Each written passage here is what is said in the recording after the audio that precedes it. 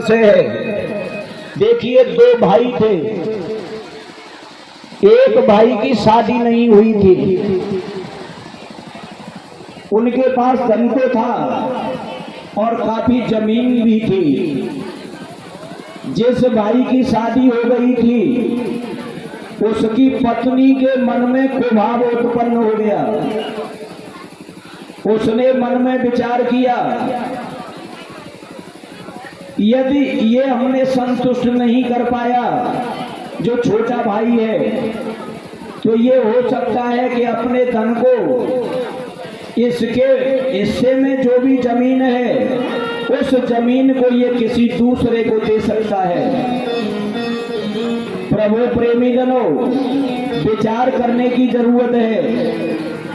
पैसा बहुत कुछ है लेकिन सब कुछ नहीं है।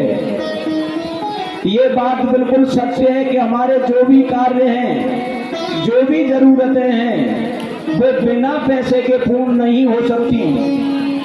लेकिन प्रभु प्रेमीजनों, ये विचार करने की जरूरत है कि हमें पैसा चाहिए, लेकिन पैसे के साथ साथ मानवता की भी जरूरत है, मर्यादा की भी जरूरत है, संस्कारों की जरूरत है। अब वह पत्नी बार बार विचार कर रही है कि क्यों ना हो, यदि इसकी हम हत्या करवा दें तो इसके जो भी भाग में है वो सब हमें मिल जाएगा। इसके पास जो भी धन है वो सब हमारा हो जाएगा। ऐसा विचार कर रही है, लेकिन विचार करते करते वो बार बार सोच रही है कि यदि उपाय ये मैंने अपने पति देव से कहा तो पता नहीं वो मानेंगे या नहीं मानेंगे। लेकिन एक दिन साहस करते हुए उसने अपने पति देव से कहा, मैं आपसे कुछ कहना चाहती हूँ। पति देव ने मन में विचार किया, क्या कहना चाहती हो, बताओ। तो पत्नी ने कहा, देखो, आज पैसे की काफी आवश्यकता है और समाज में जिसके पास धन अधिक होता है उसी की प्रतिष्ठा होती है। लेकिन ये विचार करना जरूरी होता है कि जिस धन का हम संग्रह कर रहे हैं, धन होना जरूरी है और अच्छा भी है, लेकिन प्रभु प्रेमीजनों, ये विचार करने की जरूरत है जिस धन को हम इकट्ठा कर रहे हैं वो कहीं अन्याय के द्वारा कमाया हुआ धन तो नहीं है। जिस धन का हम संग्रह कर रहे हैं उस धन को एकत्रित करने में किसी गरीब को रुलाया तो नहीं है। जिस धन का हम संग्रह कर रहे हैं उसकी वजह से हमने कोई अत्याचार तो नहीं किया है। ये विचार करने की जरूरत है।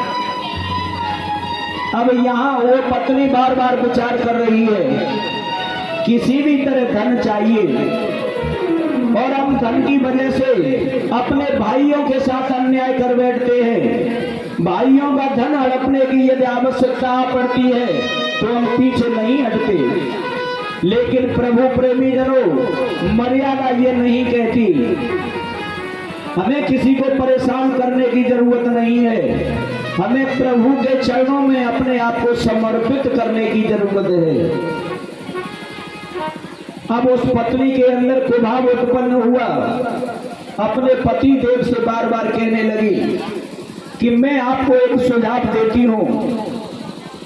पति देव ने कहा, क्या सुझाव देती हो, बताओ। तो उसने कह दिया, ऐसा करो, ये आपका जो छोटा भाई है, ये हो सकता है किसी की बातों में आकर के इसके पास जो धन है वो दूसरे को दे सकता है। न हो तो इसे समाप्त कर दो। जैसे ही ये शब्द भाई के सामने आया, जैसे ही भाई ने ये शब्द सुना तो भाई तो भाई होता है, भाई तुरंत रो पड़ा, उसकी आंखों से आंसू झर पड़े। प्रभु प्रेमीजनों, भाई ने रोते हुए कहा, ये तू क्या बोल रही है, तेरी हिम्मत कैसे आ पड़ी, कि तूने ये कह दिया कि भाई को समाप्त कर दो। मैं ऐसा अन्याय नहीं कर सकता। लेकिन प्रभु प्रेमीजनों, बार बार कहने के बावजूद जैसे ही पति देव घर पर आते हैं तो पत्नी की तरफ से वही बात, न हो तो आप अपने भाई को समाप्त कर दो, और यदि आप मेरी बात नहीं मानते हो तो मैं घर छोड़कर चली जाऊंगी, मैं यहाँ नहीं रहूंगी। प्रभु प्रेमीजनों, क्या हुआ? बार बार कहने का परिणाम ये हुआ कि उसके ऊपर ऐसा प्रभाव हुआ कि वो उसकी बातों से सहमत हो गया। बोलिए वृंदावन बिहारी लाल की जय।